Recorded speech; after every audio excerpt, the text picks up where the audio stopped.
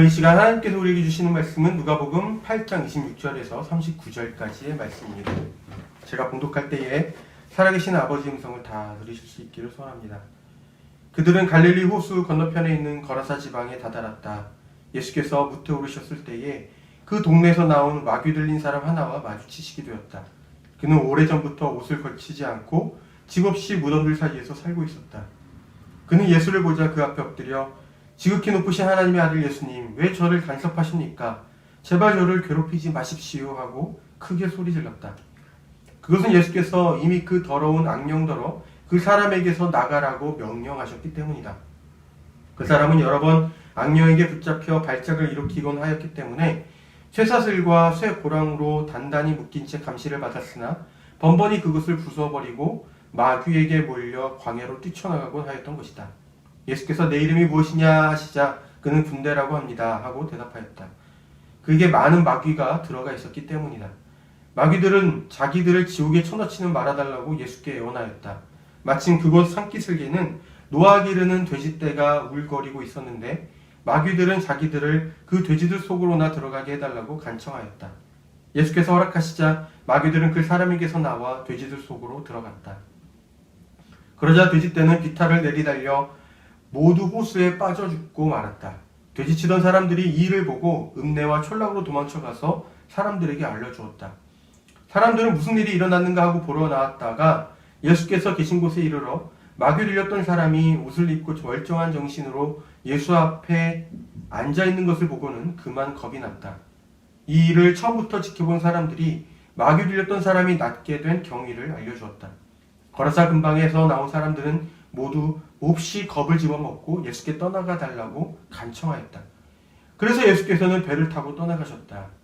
그때 마귀 들렸던 사람이 예수를 따라다니게 해달라고 애원하였지만 예수께서는 그를 돌려보내시며 집으로 돌아가서 하나님께서 너에게 베풀어 주신 모든 일을 이야기하여라 하고 이르셨다.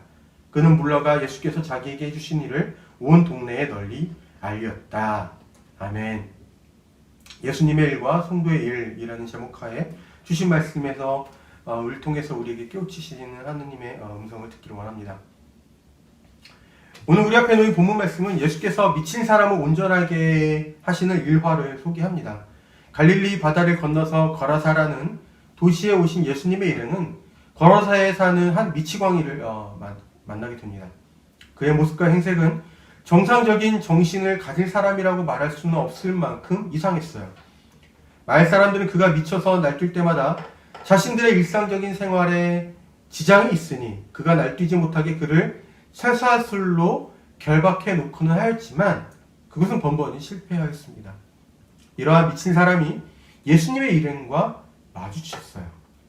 예수님을 보자 그가 엎드렸습니다. 그리고 이렇게 말합니다. 지극히 높으신 하나님의 아들 예수님, 왜 저를 간섭하십니까? 제발 저를 괴롭히지 마십시오. 이 말은 사실 그 사람을 사로잡고 있는 마귀가 한 말입니다. 그의 이름은 군대였습니다. 이것은 그 사람을 사로잡고 있는 마귀의 수가 많았다는 것을 말합니다. 마귀는 예수님의 정체를 알아보았어요. 그는 예수께서 자신을 그 사람에게서 내쫓으시리라는 것을 알았습니다. 마귀는 예수께서 이제 곧 하실 일을 명확하게 알고 있었어요. 마귀는 예수께 간청합니다. 자신을 돼지떼에게로 들어가게 해달라고 말이죠. 예수께서는 허락하셨고 마귀는 돼지떼에게로 들어갔습니다. 그리고 마귀가 들어간 돼지떼는 스스로 호수로 뛰어들어 빠져 죽었습니다. 이 장면을 돼지떼를 치던 사람들이 보게 되었고 그들은 자신들이 본 것을 마을 사람들에게로 가서 전하였죠. 그 말을 전해드린 사람들은 모두 현장으로 왔고 그리고 자신들이 알던 미치광이가 멀쩡한 정신으로 온전히 앉아있는 것을 확인합니다. 그리고 그들은 예수께 간청했어요. 마을에서 떠나가 달라고 말이죠. 예수님은 이들의 요구대로 마을을 떠나셨는데 그때 온전하게 된 사람이 예수께 동행하게 해달라고 간청합니다. 그렇지만 예수께서는 그를 집으로 돌려보내시고는 그에게 일어난 모든 일을 전하라고 말씀하셨습니다. 그렇게 해서 온전하게 된 그 사람이 예수님의 말씀대로 자신에게 일어난 일을 온 동네에 전하게 된 것이죠. 이것이 바로 오늘 본문 말씀의 내용입니다. 이것을 통해서 하나님께서 오늘 우리에게 깨닫게 하시는 것이 무엇인지 조금은 더 깊이 들어가 보려고 합니다. 먼저 우리가 확인할 수 있는 것은 이 본문 말씀과 이 직전의 말씀의 내용이 둘 다 소위 미친 것을 소재로 하고 있다는 점이에요. 이 직전의 말씀은 예수님의 일행이 갈릴리 바다를 건너서 이 거라사 지역으로 올 때의 사건을 다루고 있습니다. 바다 위에서 예수님의 일행이 탄 배는 갑작스레 광풍을 만납니다. 미친 바람입니다. 광풍은 잔잔했던 바다를 인해 성난 파도가 일렁이게 만들었고 급기야 그 파도가 금방이라도 예수님의 일행이 탄 배를 집어삼킬 만큼 위협적으로 다가왔습니다. 예수님과 함께 있던 제자들은 크게 동요하였어요. 이제 곧 죽게 되었다고 말합니다. 그때 예수께서 광풍을 향해 꾸짖으셨습니다. 그리고 언제 그랬냐는 듯이 광풍이 멈추었고 성난 파도는 잔잔해졌어요. 이것이 예수님의 일행이 거라사로 올 때에 겪었던 사건입니다. 본문 앞에 말씀의 내용이에요. 그리고 그들이 거라사에 도착했을 때 예수님은 거라사에 사는 광인을 만났습니다. 미친 사람이었어요. 광인은 마귀에 사로잡혀 있었고 예수께서는 광인을 사로잡고 있는 마귀를 쫓아내셨습니다. 그러자 광인은 온전한 정신을 가진 사람으로 회복되었지요. 이것은 오늘 본문 말씀에서 나타난 사건입니다. 예수께서 갈릴리 바다에 불었던 광풍을 잔잔하게 하신 것이나 거라사에 사는 광인을 온전하게 하신 것이나 이 두 가지 사건 모두가 하나의 질문을 야기합니다. 이 미친 광풍을 잠잠케 하고 미친 사람을 온전하게 하신 이 사람 예수는 대체 누구인가? 예수님이 대체 어떤 분이시길래 이와 같은 일을 하는 것인가? 갈릴리 바다에서 불었던 광풍을 잠잠하게 하신 이 예수님에게서는 자연적인 것을 다스리는 권위를 확인할 수가 있습니다.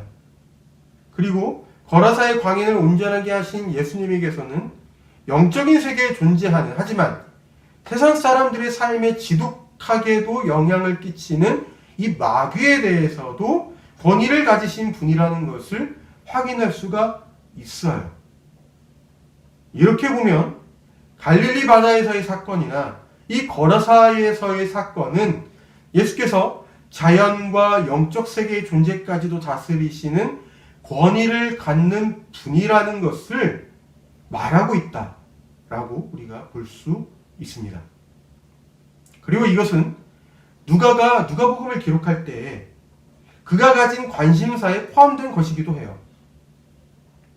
누가는 예수께서 하나님의 아들이라는 것을 이방인들에게 증언하고자 했습니다.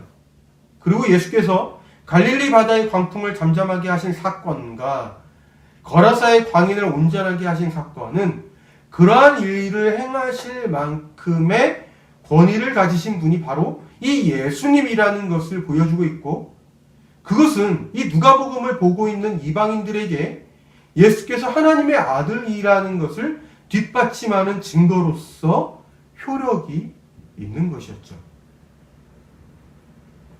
예수께서 광인을 만나셨던 이 거라사라는 도시는 예수님이 거라사에 가신 그 해로부터 불과 100년 전 그 어간에 큰 전쟁을 겪은 도시였어요. 갈릴리 동남쪽 데카폴리스 여기에 속하는 도시인 이 거라사는 본래 주전 300년경에 그리스 제국의 알렉산더 대왕이 만든 도시입니다. 하지만 이후에 이스라엘의 하스모니안 왕가의 지배를 받게 되고 그 다음에는 결국 로마의 폼페이에 의해서 점령당하게 되면서 그때부터 로마의 속주 도시들 가운데 하나가 되었어요. 거라사는 로마가 그곳을 얻기 위해 치른 참혹한 전쟁의 기억을 아직까지도 간직한 도시였습니다.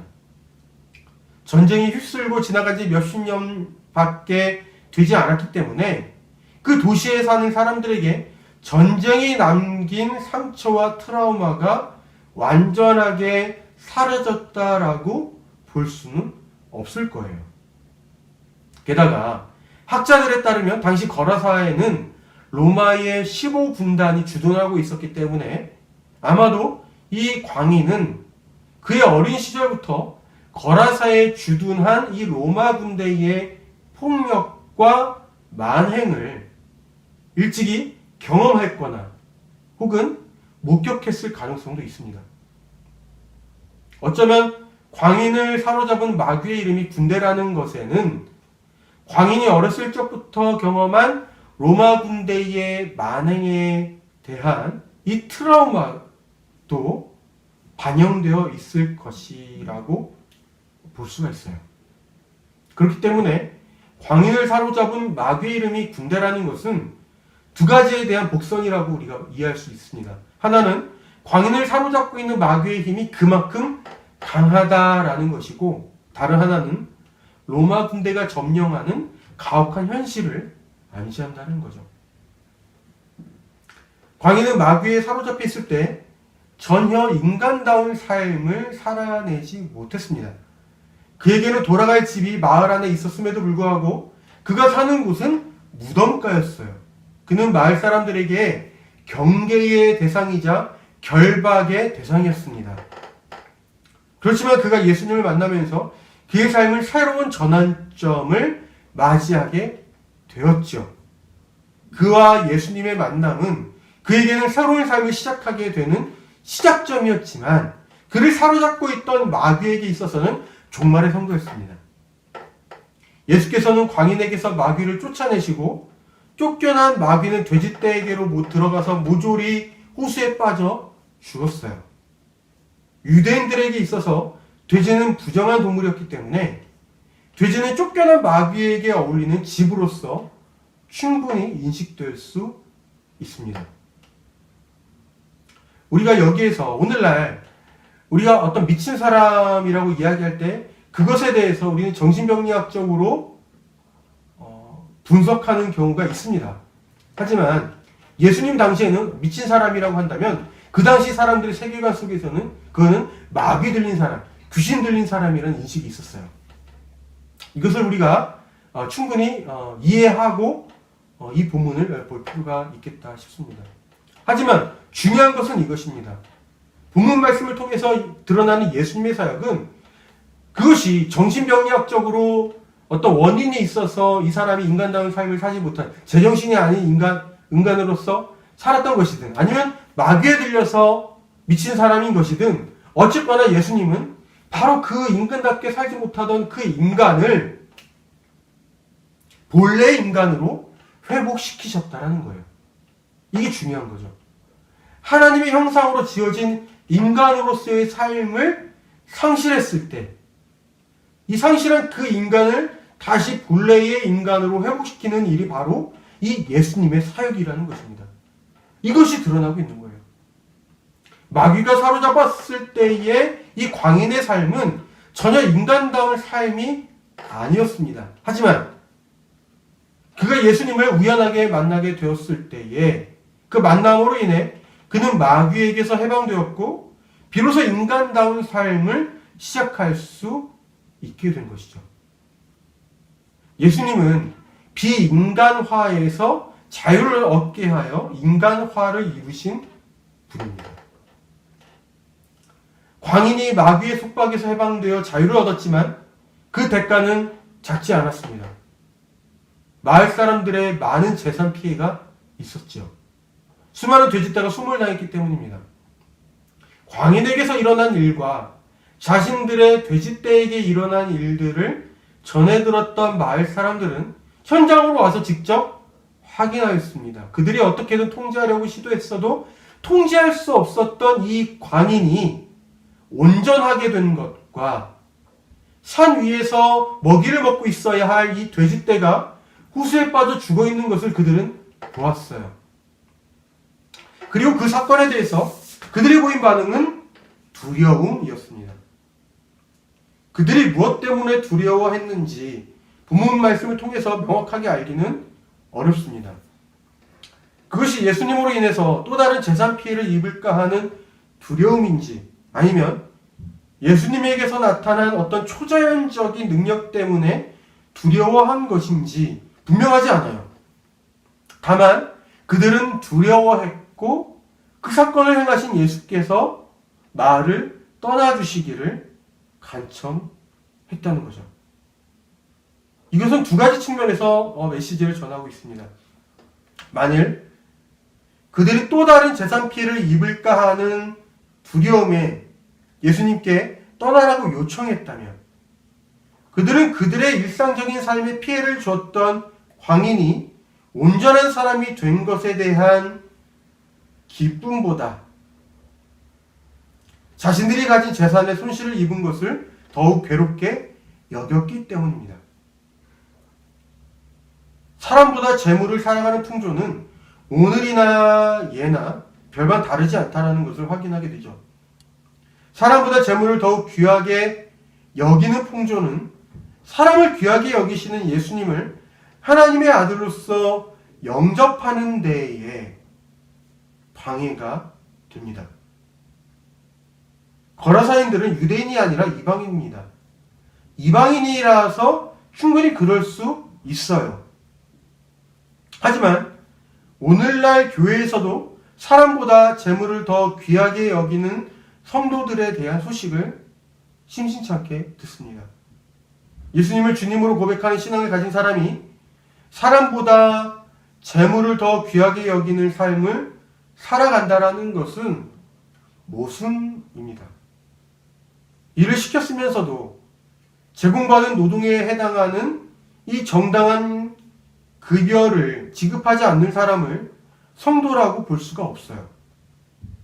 여기서 더 나아가서 사람들이 재물을 마치 하나님 섬기듯 한다는 것을 이 경고하라는 성서의 말씀을 우리가 참고한다면, 재물은 인간에게 있어서 하나님을 섬기지 못하게 하는, 어쩌면 하나님보다 더 큰 괴력을 발휘하는 신이라고 말할 수가 있으니, 사람보다 재물을 더 귀하게 여기는 것은 사람보다 어떠한 체계, 사람보다 어떠한 신조, 어떠한 취향을 더 귀하게 여기는 것도 성도에게 합당한 일이 아니라고 말할 수 있는 것이죠.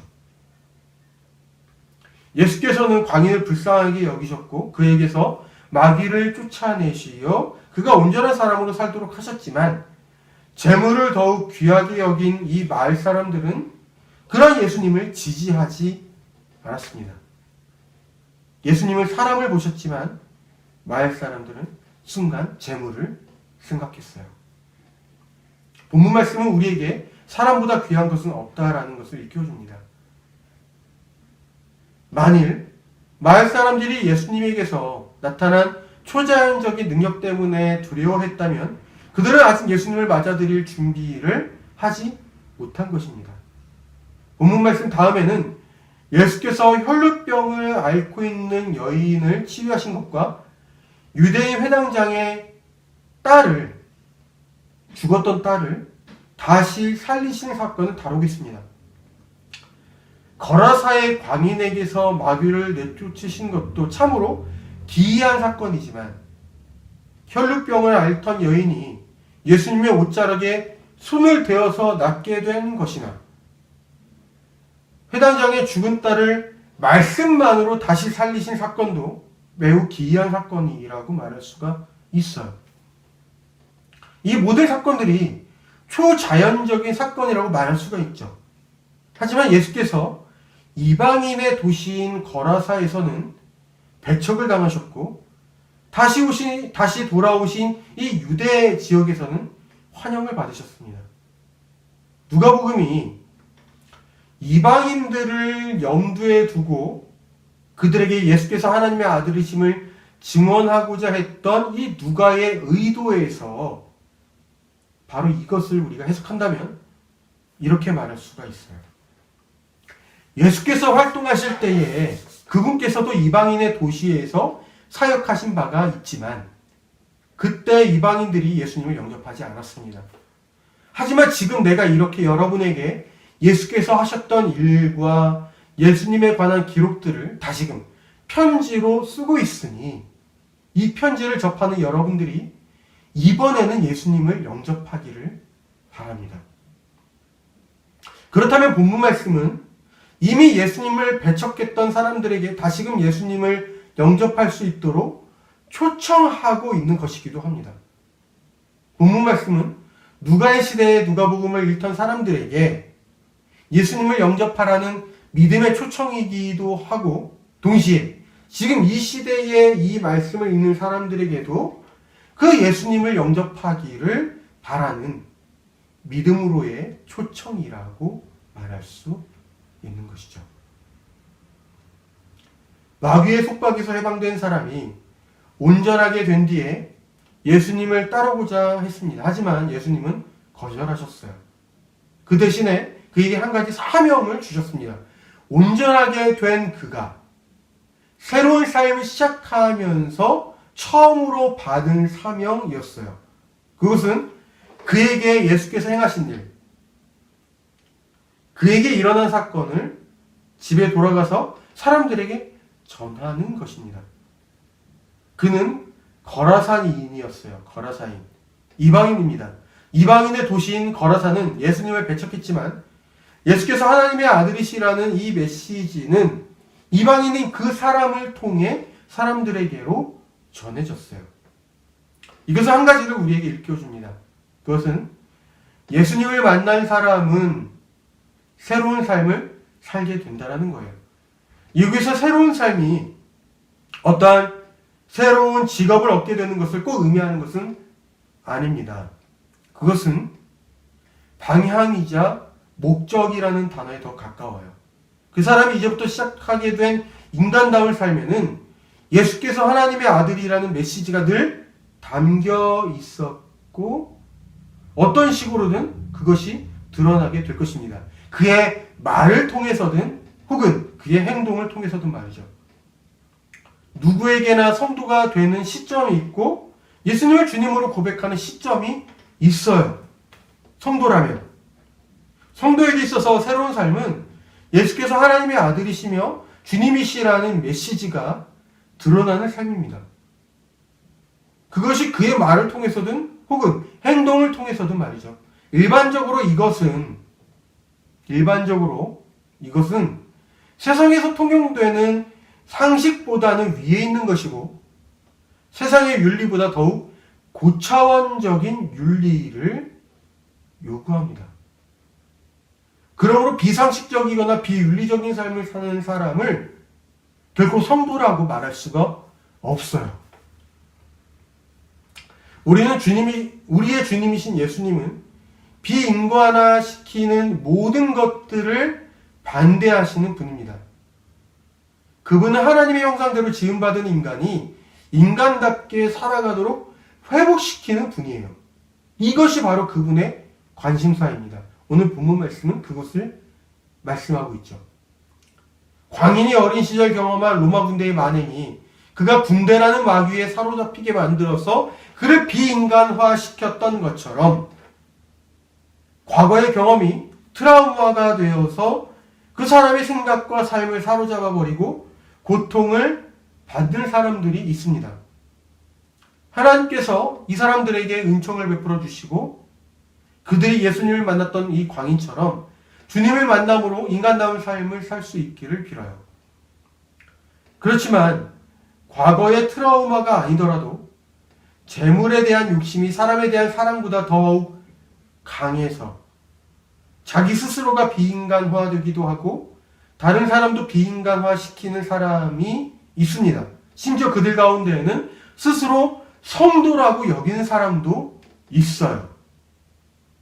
그들이 주님을 만남으로 주님께서 기대하시는 성도가 될 수 있기를 바랍니다.